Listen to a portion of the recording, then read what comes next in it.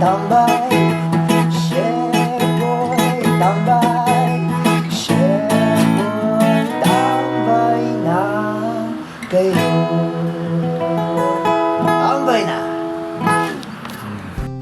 Hey yo, what's up mga katambay? Magandang araw po sa inyong lahat. Ngayong araw po ay mami ang naisipan naming iluto ngayong araw sapagkat maulan po ang panahon ngayon mga katambay. Tamang tama din po ang maming ito dahil tayo ay may natirang beef steak o bistek nung isang araw mga katambay. Yan na din po ang gagamitin nating pansahog sa ating beef mami. Pagkatapos makuha ng ating bistek, nagpakulo na tayo ng itlog sa kaserola. Pagkatapos nyan, hiwain na kagad natin ang kerot mga katambay. Mukhang makakatipid tayo sa pansahog natin ito mga katambay. Meron na kagad tayong instant beef na gagamitin. Matapos mahiwa ng kerot, nahiwa na rin po ang pechay bagyo. Isunod na po natin ang dahon ng sibuyas mga katambay.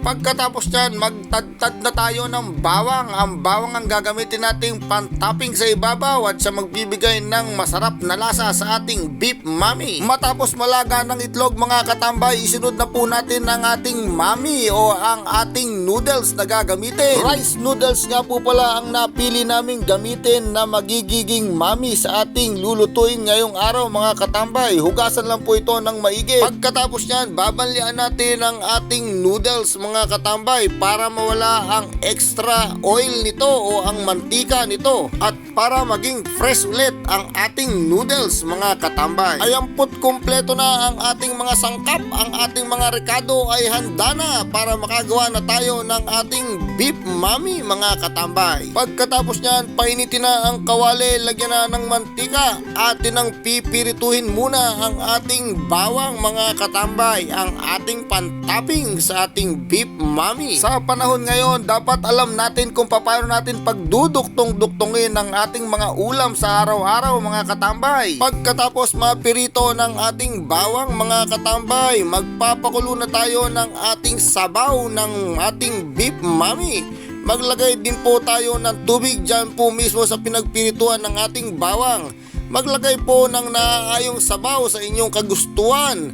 Maya-maya po ay lalagyan natin yan ng beef cubes, pampalasa mga katambay. Pagkatapos nyan, lalagyan din po natin ng konting toyo mga katambay, pampakulay sa ating sabaw. Habang pinapakuluan ng ating sabaw mga katambay sa isang mangkok, maggayak na ng ating beef mami. Unahin nating ilagay ang noodles. Lagyan po ng mga sangkap. Nariyan po ang ating gulay na kerot, ang ating pechay bagyo.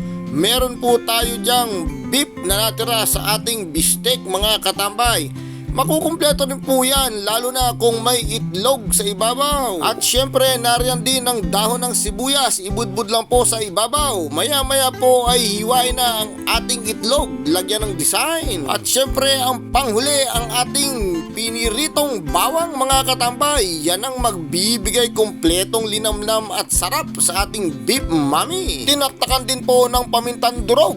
At ayan na po mga katambay, kulong-kulo na po ang ating sabaw ng beef mami. Ano pa ang iniintay nyo mga katambay? Kumuha na ng pangsandok ng sabaw. Buhusan na ang ating beef mami. Ako'y hindi na makapaghintay sa paghigop ng sabaw na yan. Napakasarap nitong higupin lalo na kung umuulan mga katambay. Ayan po't ready na ang ating beef mami mga katambay. Ano pa ang hinihintay nyo? Halina po kayo't kami inyong saluhan sa paghigop ng sabaw ng ating beef mami. Muli po mga katambay, ako po'y muling nagpapaalala sa inyo kung inyo pong nagustuhan ng aming beef mami ngayong araw. Huwag nyo pong kakalimutang mag-follow, mag-like at mag-comment sa aming Facebook page.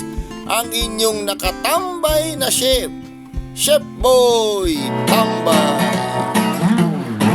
Chef Boy, tambay, Chef Boy, tambay.